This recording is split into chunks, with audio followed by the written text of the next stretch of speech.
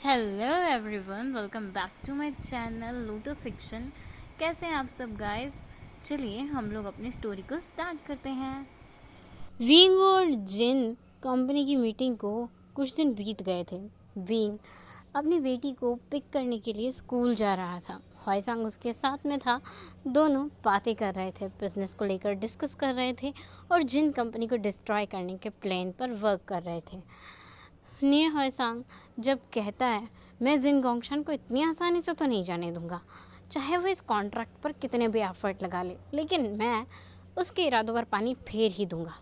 उसने मेरे best friend की लाइफ बर्बाद कर दी और मंग्याओ गगा को इतना ज़्यादा परेशान किया। उसे तो मैं अच्छा सबक सिखाऊंगा। बींग कहता है, तुम लोगों को मैं 5 सालों से देख रहा हूँ, तुम लोग हमेशा माफिया की तरह रिएक्ट क्यों करते हो? पक्का तुम लोग मुझसे कुछ तो छुपा रहे हो। हॉयसंग अभी बता दो, अगर मुझे खुद से पता लगाना, कसम से तुम्हारे लिए बिल्कुल भी अच्छा नहीं होगा। तो हॉयसंग हकलाते हुए कहता है, यार विंग, मैं कुछ नहीं छुपा रहा तुझसे। अब तू भी ना ज़्यादा सोचता है। अब मैं बस गुस्सा कर रहा हूँ, मुझे भी तो उस घटिया इंसान को देख के गुस्सा आता है।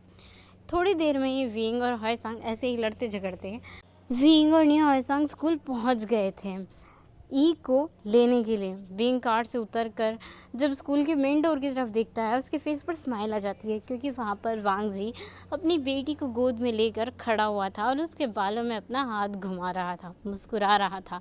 ये देखकर विंग को अच्छा लगा कि वांग जी इतना ज़्यादा बिजी होने के बावजूद भी अपनी बच्ची को पिक करने आ गया विंग से पहले।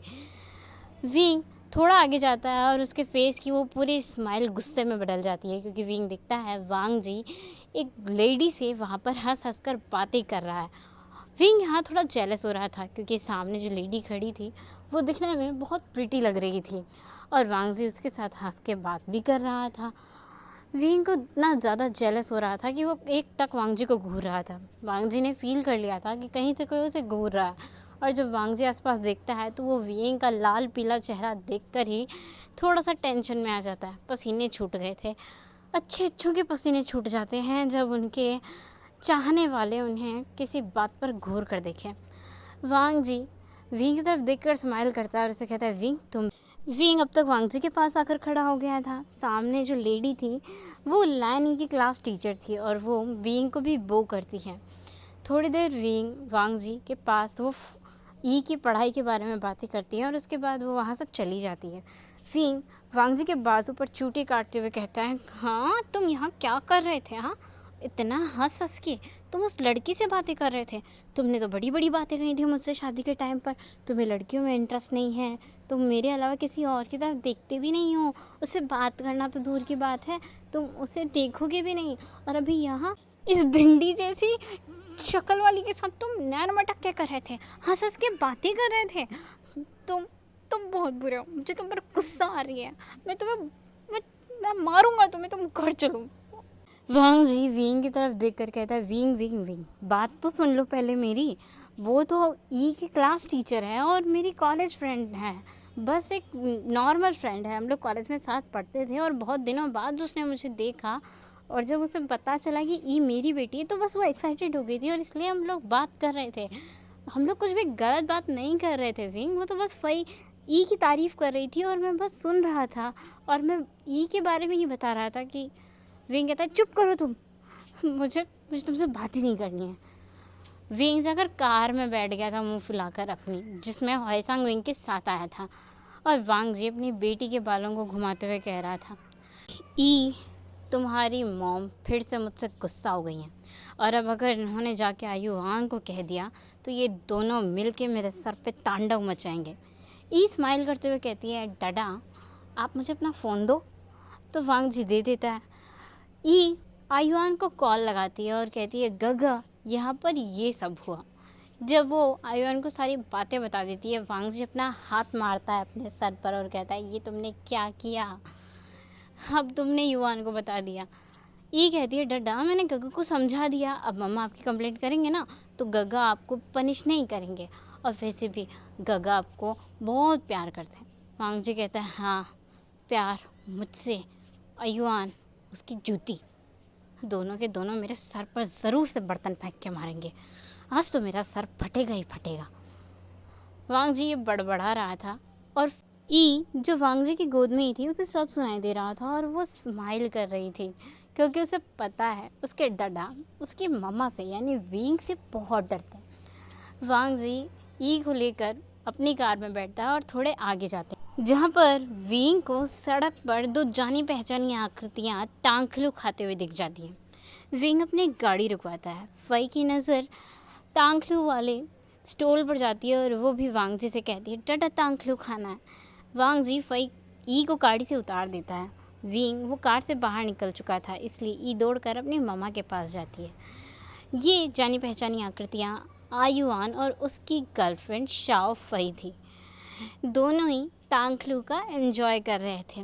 विंग जाते ही सीधे से आयुआन के कंधे पर टैप करता है और युआन पीछे देखकर शॉक्ड हो जाता है। विंग कहता है हाँ तुम दोनों अपने कॉलेज के टाइम पर यहाँ क्या कर रहे हो, अभी तो तुम्हारी क्लासेस थी ना। तो शाओ फई मुस्कुराते हुए कहती है मम्मा आप आ गई। तो विंग कहता है हाँ मैं आ गया। और यार तुम सच में अब क्लास को छोड़कर यहाँ क्या कर रहे हो, बताओ मुझे। आयुआन तो चुप था। उसे पता था अगर उसने अपनी मम्मा को बताया तो उसकी मम्मा यहीं अपने जूते उतारेंगे और उसे बहुत मारेंगे। और अपनी गर्लफ्रेंड के सामने युआन पिटना नहीं चाहता अपनी मम्मा से। हाँ तो शाओ फई कहती है हाँ मम्मा देखो मैंने इससे कहा था मुझे डेट पर लेके जाए, लेकिन ये बोरिंग लड़का मुझे टांगखलू खिलाने लेकर आया यहाँ पर। वैसे एक बात बताओ मम्मा यहाँ का टांगखलू बहुत टेस्टी है। शाओ फई की इतनी प्यारी बातें सुनकर विंग को बहुत अच्छा लगता है। विंग स्माइल करता है और कहता है हाँ टेस्टी तो है, मुझे भी खाना है। इतने में ही ई कहती है मुझे भी खाना है। विंग कहता है हाँ तुम्हें भी खिलाऊंगा माय लिटिल प्रिंसेस, बस तुम्हारे डडा को नहीं खिलाऊंगा। विंग वांग जी की तरफ देख रहा था घूर कर और वांग जी विंग को देखकर स्माइल कर रहा था। वांग जी को शुयांग का कॉल आ जाता है तो वांग जी शुयांग के साथ कॉल पर बात ही करने लगता है। बातों बातों में वांग जी को पता चलता है शुयांग ने वेन रोहान के खिलाफ सबसे इम्पोर्टेंट सबूत का कलेक्शन कंप्लीट कर लिया है और अब वेन रोहान को बर्बाद करने की प्लान को स्टार्ट करना है। वांग जी अपने सभी टीम मेंबर्स को ग्रुप वीडियो कॉल करता है और कार में बैठकर ही उनके साथ प्लानिंग करता है, जिसके बाद शुयांग कहता है आज शाम तक तुम्हारा काम हो जाएगा वांग जी। शुयांग की बात सुनकर वांग जी स्माइल करता है और यहाँ पर विंग आयुआन शाओ फई और ई ये सब मिलकर टांगखलू एंजॉय करते हैं और उसके बाद सब लोग घर आते हैं। दूसरी तरफ हमें जियांग यानली को दिखाया जाता है जो जियांग मैंशन पहुँच चुकी थी और जियांग मैंशन में आने के बाद सब लोग यानली को तो पहचान जाते हैं, मगर यानली जो बहुत गुस्से में थी वो सब पर चिल्लाते हुए कहती है आप लोग किसी भी हालत में मेरी फैमिली कहलाने के लायक नहीं हो। आप लोग विंग की पूरी लाइफ को डिस्ट्रॉय कर दिया। बचपन से लेकर अब तक आपने विंग को बस टॉर्चर किया। अब आप लोगों को मैं नहीं छोड़ूंगी, इसके लिए आपको सज़ा मिलेगी। डैड ने ये पूरी प्रॉपर्टी और बिजनेस मेरे नाम पर किया है। मेरे नाम पर 70% पूरे बिजनेस का है और बचा हुआ % विंग के नाम पर है। आप लोग इस मेंशन को खाली करके निकल जाना, वरना मैं आप लोगों को सड़क पर कटोरा लेके भीख मांगने के लायक भी नहीं छोड़ूंगी। यानली गुस्से में अपने रूम में जाती है और वहाँ से कुछ डॉक्यूमेंट्स और फाइल्स अपने सीक्रेट लॉकर में से निकाल कर ले जाती है। ये सब देखकर मैडम यू, लूसी और जियांग चैंग शॉक्ड रह जाते हैं। जियांग चैंग अपनी शिजे को रोकते हुए कहता है शिजे अब ऐसा क्यों कर रही हैं, हम आपकी फैमिली हैं और वो उस विंग के लिए आप ये सब कर रही हैं। तो यानली चिल्लाती है जियांग चैंग पर तुम मुझे शिजे कहना बंद करो, तुम्हारे जैसे इंसान के मुंह से मुझे शिजे सुनना पसंद नहीं है। तुम कैसे भाई हो, अपने भाई को तुमने एक बार भी प्रोटेक्ट नहीं किया, हमेशा इन लोगों के साथ लगे रहे। यानली का गुस्सा 7वें आसमान पर था, कोई भी कुछ नहीं बोल पा रहा था और मैडम यू और लूसी उनके तो कुछ समझ में ही नहीं आया था। यानली तूफान की तरह आई और सुनामी की तरह चली गई थी। सब लोग हक्के बक्के ही थे जियांग मैंशन में और अभी तक तो यानली की बातें उन्हें समझ में भी नहीं आई थी। उनके तो ये हज़म ही नहीं हो रहा था कि यानली कह के क्या गई है और विंग उसके लिए वो उसकी खुद की फैमिली को डिस्ट्रॉय करने पे उतर गई है। मैडम यू तो बहुत ज़्यादा गुस्से में थी और वो अपने रूम में चली गई थी। यानली वहाँ से अपना काम ख़त्म करके जिन जिशुआन के साथ में प्लान मैंशन पहुँचती है। जब वो मैंशन आती है तो वो शाओ शिंगचन से पूछती है क्या विंग अभी तक नहीं आया।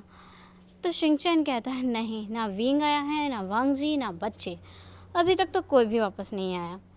शाम होते होते विंग, वांग जी और सब लोग वापस आ गए थे, क्योंकि वांग जी को अपनी वाइफ को मनाना भी तो था, वरना उसकी बीवी सच में उस पर बर्तन फेंक कर मारती और वांग जी बर्तनों से मार खा नहीं सकता था। वांग जी ने विंग को मना ही लिया था और आयुआन ने थोड़ी बहुत हेल्प भी कर दी थी अपनी मामा को पटाने में। इसके बाद जब सब लोग घर आते हैं और डिनर करने बैठते हैं तो टेलीविज़न पर न्यूज़ चल रही थी और ये न्यूज़ देखकर विंग शॉक्ड हो गया था।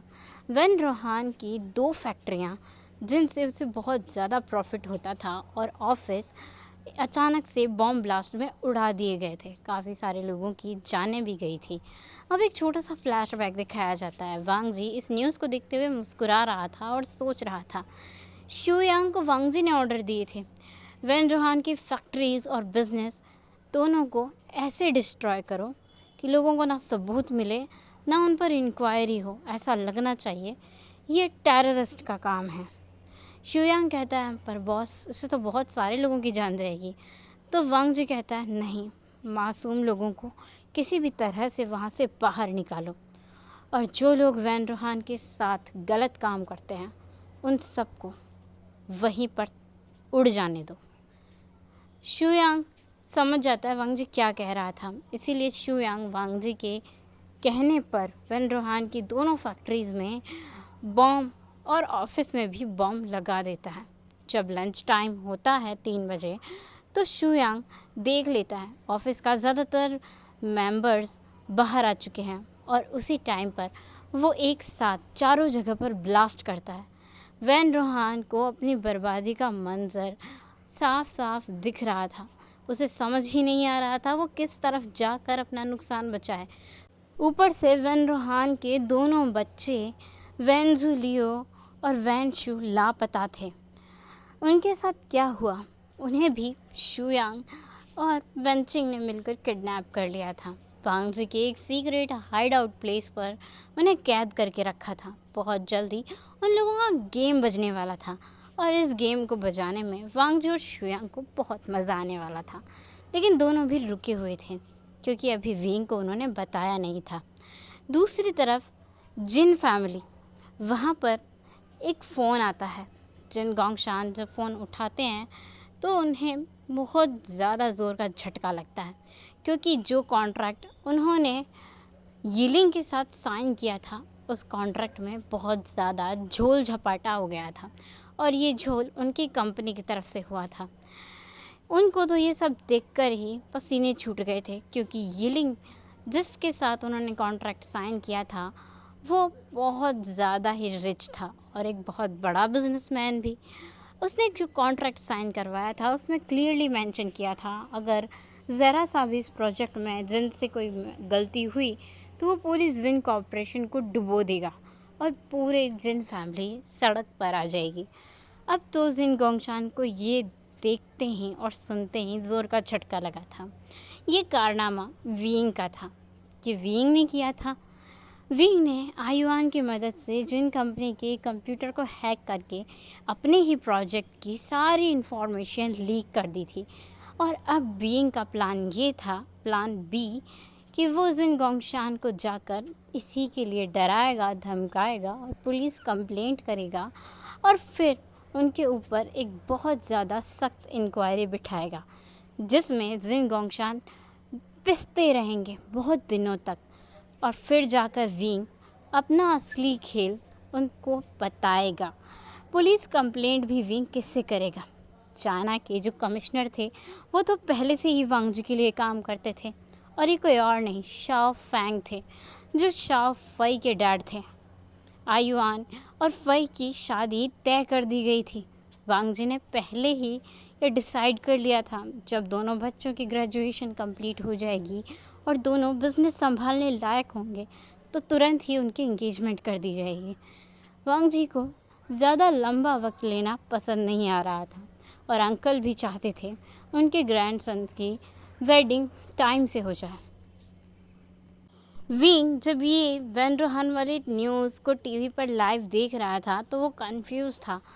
वांग जी ने ये किया है उसे ये तो पता चल गया था, लेकिन वांग जी घर बैठे बैठे इतनी सी देर में ये सब कर कैसे सकता है, जबकि वांग जी आधे से ज़्यादा टाइम विंग के साथ बिताया है आज। वांग जी तो एक मिनट के लिए भी विंग की नज़र से दूर नहीं हुआ था। कुछ घंटों के लिए दूर गया था, वो भी सिर्फ ऑफिस गया था, और ऑफिस में भी वांग जी बस कैमरास के ज़रिए अपने स्टाफ पर नज़रें गड़ाए रखता है। तो वांग जी ने किया कब? विंग की पूरी नज़रें वांग जी पर टिकी हुई थी और विंग जिन फैमिली के बारे में सोच रहा था। वांग जी के सामने ही यान ली और जिन जीशुआन बैठे हुए थे। जब यान ली वांग जी की तरफ आंखों से इशारा करते हुए उस न्यूज़ के बारे में पूछती है, तो वांग जी अपनी दोनों आइज़ को ब्लिंक करते हुए यान ली को इशारा देता है कि हाँ, ये मैंने ही करवाया है। शू यांग उन दोनों की इशारेबाजी देखकर एक स्माइल देता है और विंग बड़े आराम से बैठकर इन 4 लोगों के बीच की इशारेबाजी को ऑब्जर्व कर रहा था। विंग को समझ आ गया था और कंफर्म हो गया था ये कारनामा वांग जी और शुयांग ने मिल के किया है। लेकिन ये लोग कर कैसे सकते हैं? ज़रूर ये लोग कुछ तो विंग से छुपा रहे हैं। लेकिन विंग से क्या छुपाया जा रहा है? विंग खुश तो था कि उसका हस्बैंड उसके लिए रिवेंज ले रहा है। डिनर कंप्लीट होने के बाद आयुआन और शाओ फई दोनों बिना किसी को बताए जंगल के बीचों बीच एक कॉटेज बना हुआ था जो वांग जी का था, उस जगह पहुंच जाते हैं। वहां पर 3 लोगों को बहुत बुरी तरह से मार पीट कर बांध कर रखा गया था। ये जियांग फैमिली थी, मैडम यू, लूसी और जियांग चेंग। लूसी को शाओ फई ने सुबह ही आकर बहुत मारा था। मैडम यू, जिन पर बेंचिंग ने पहले ही अपना हाथ साफ कर लिया था। वेंचिंग आयुआन के आने का ही इंतज़ार कर रही थी। जब युआन आता है तो वेंचिंग की तरफ देखकर कहता है, आंट, बहुत अच्छे से खातिरदारी की है आपने इनों की। फई एक स्माइल के साथ कहती है, मैंने भी कोई कमी छोड़ी है क्या? लंच ब्रेक में मैं भी आई थी इसकी खातिरदारी करने। वो लूसी के बाल पकड़ कर खींचते हुए कहती है, बहुत तंग किया है ना तुमने मेरी मम्मा को, देखना अब मैं तुम्हारे साथ क्या क्या करूँगी। लूसी जो बहुत ज़्यादा डर गई थी, वो अपनी मदर की तरफ देखकर कह रही थी, मम्मा मम्मा बचाओ प्लीज़, ये बहुत बुरी है। शॉफई एक स्माइल कर रही थी। आयुआन उसकी वो सॉफ्ट सी स्माइल देख के बहुत खुश हो रहा था, क्योंकि सच में उसकी गर्लफ्रेंड भी उसकी मॉम और डाडा की तरह ही डेविल थी। जब तक वो युआन के साथ रहती थी वो एक अच्छी प्यारी सी सॉफ्ट हार्टेड गर्ल थी, लेकिन जब वो गुस्से में आती थी वो सच में एक ईविल गॉड थी, बिल्कुल उसकी फैमिली की तरह। अभी यहाँ पर जियान फैमिली की खातिरदारी होती है, जिसके बाद युआन डिसाइड करता है वो सबको मौत से भी बुरी सज़ा देगा। वो तीनों मेंबर्स को शॉक वाली चेयर पर बिठाता है और अपने गार्ड्स को इशारा करता है, जो उन्हें बार बार करंट पे करंट मारे जा रहे थे। और ऐसा ही युआन चाहता था। युआन जानता था बार बार बिजली के झटके देने से ये लोग पागल हो जाएंगे, और वो उन्हें पागल करना ही चाहता था। युआन के प्लान पर उसके गार्ड्स काम कर रहे थे। युआन, शाओफई और वेंचिंग मज़े ले रहे थे। वहीं दूसरी तरफ वांग जी और विंग का झगड़ा ख़त्म हो चुका था।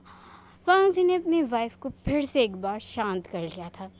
विंग को ये जानकर बड़ा गुस्सा आया था कि वांग जी एक माफिया किंग है, और ये बात अब उसे इतने सालों बाद जाकर पता चल रही है। वांग जी को बड़ी मेहनत लगी थी अपनी वाइफ को समझाने और शांत करने में। विंग इतनी आसानी से वांग जी को छोड़ने वाला नहीं था, लेकिन फ़िलहाल के लिए तो इतना ही काफ़ी था। दोनों मान ही गए थे, दोनों के बीच शांति बन गई थी वापस से। वांग जी बड़ा थक गया था, पसीने छूट गए थे उसके विंग को बताने, समझाने और उसे शांत करने में।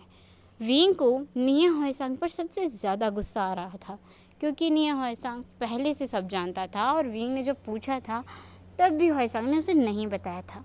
विंग ने सोच लिया था होएसांग को पनिशमेंट ज़रूर देगा। अब जब विंग पनिशमेंट देगा तो देगा, पर अभी तो नहीं पता। नेक्स्ट मॉर्निंग सब लोग ब्रेकफास्ट कर रहे थे, लेकिन वहाँ पर 2 लोग मिसिंग थे, सॉन्ग लैन और शू मिसिंग थे। मेंग्याओ अपने रूम में रेडी होने चला गया था। विंग और निये होएसांग भी। मेंग्याओ का फ़ोन बजता है तो मेंग्याओ उठा लेता है, और दूसरी तरफ से सॉन्ग लैन चिल्लाता है, गगक कहाँ हो, जल्दी से हॉस्पिटल आओ। मेंग्याओ टेंशन में आ जाता है और पूछता है, तुम दोनों ठीक हो क्या? हे गाइस, आज के लिए बस इतना ही। हम मिलेंगे नेक्स्ट पार्ट में। तब तक के लिए आपको वीडियो कैसा लगा प्लीज़ कमेंट करके ज़रूर बताना। Thank you for watching. Bye bye.